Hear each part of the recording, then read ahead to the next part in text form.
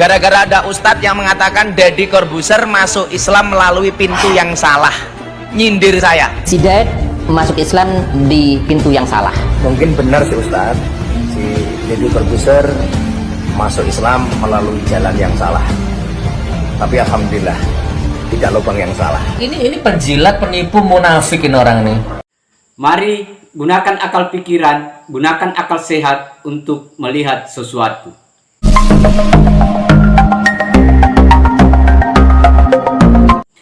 Assalamualaikum warahmatullahi wabarakatuh.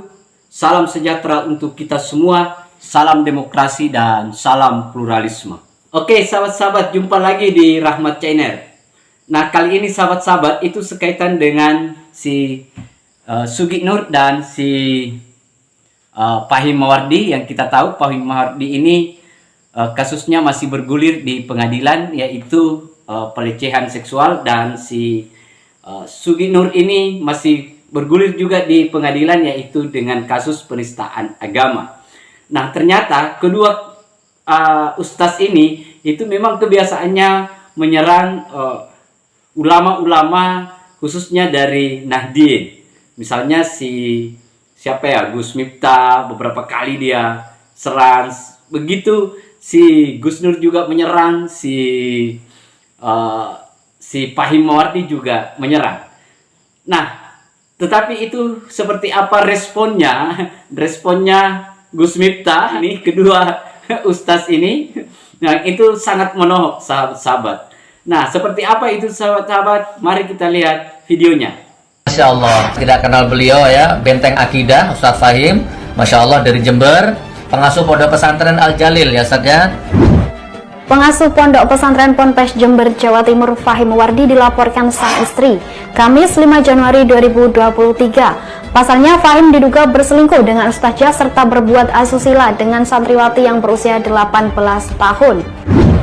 Gara-gara ada ustadz yang mengatakan Deddy Corbuzier masuk Islam melalui pintu yang salah, nyindir saya. Si Ded masuk Islam di pintu yang salah. Mungkin benar sih Ustadz, si Deddy Corbuzier masuk Islam melalui jalan yang salah. Tapi alhamdulillah tidak lubang yang salah. Ini penjilat, penipu, munafik ini orang ini. Yang terjadi apa? Ustadz yang nyindir saya ini ternyata jadi tersangka di kasus asusila, memperkosa 11 santri dan 4 ustazahnya. Faktanya pada kali ini, apakah keislaman si Ded kelihatan? Tidak. Apakah kekhusyuan si Ded kelihatan? Tidak. Maka saya bilang, mungkin benar Deddy Corbuzier masuk Islam melalui pintu yang salah, tapi tidak lubang yang salah. Sebelumnya, Kiai Fahim dilaporkan istrinya Himatul Alia ke Polres Jember pada Kamis pekan lalu. Ia datang bersama seorang santriwati yang menjadi saksi mata perbuatan asusila Fahim. Rekaman voice suara, kemudian ada itu rekaman videonya itu di HP-nya suami saya yang Samsung itu. Aslinya saya kelihatan di videonya, itu saya kelihatan karena di setiap kamar, di setiap ruangan itu ada CCTV. Di sebuah majelis antum misalkan lagi majelis kajian, terus antum meletakkan celetong sapi di situ, di depan antum itu, di depan meja ada celetong sapi. Ini lagi kajian ini antum ini Ustaz. Nah, maka yang terjadi hilang harga diri. Semua nilai kehormatan martabat majelis dan orang itu hilang ketika di depannya antum ada celetongnya sapi. Wah, ini kajian rusak ini berarti ini.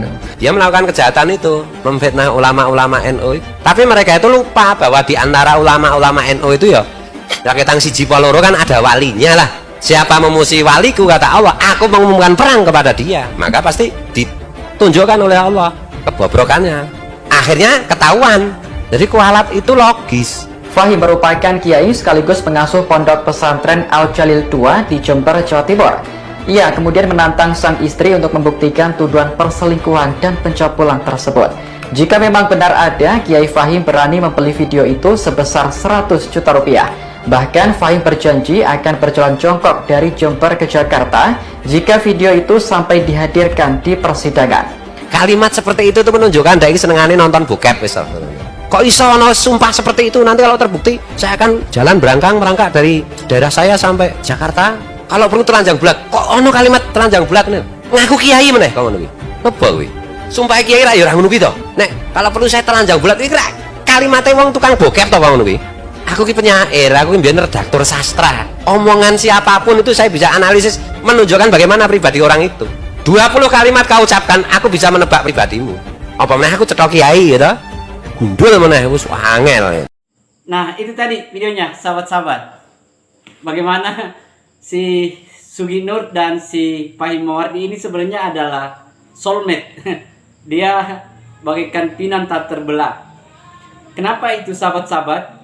Karena dari pernyataan-pernyataan yang dia lakukan misalnya pada saat menyerang Gus Miftah, itu kan bersamaan. Si Fahim Mawardi juga ikut menyerang Gus Miftah, si Sugi Nur juga ikut menyerang Gus Miftah, dan ini soulmate-nya dia. Jadi sekarang juga dia lagi soulmate juga, sama-sama di penjara, sahabat-sahabat. Sugi Nur dengan kasus penistaan agamanya, Fahim Mawardi itu dengan kasus pelecehan seksualnya.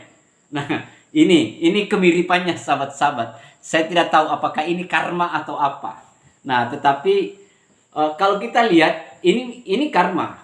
Kalau misalnya si Fahim Mawardi mengkritik bahwa itu salah lubang, salah pintu katanya pada saat pengislaman yang dilakukan Gus Miftah dengan Deddy Corbuzier, dia bilang bahwa itu salah lubang, salah ulama katanya. Nah, ternyata diserang balik sama Gus Miftah bahwa saya salah lubang, tapi dia memasuki lubang yang salah. Nah, itu sahabat-sahabat ya, jadi dapat karma dia.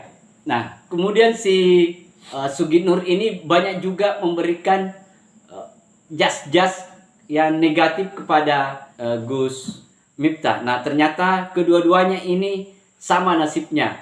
Mereka kedua-duanya ada di dalam bui. Apakah ini karma atau apa? Nah, itu sahabat-sahabat yang akan memberikan penilaian terhadap kedua ustaz ini. Nah, saya kira itu sahabat-sahabat. Terima kasih banyak. Akhir kata dari saya, wassalamualaikum warahmatullahi wabarakatuh. Salam demokrasi, salam pluralisme, NKRI harga mati.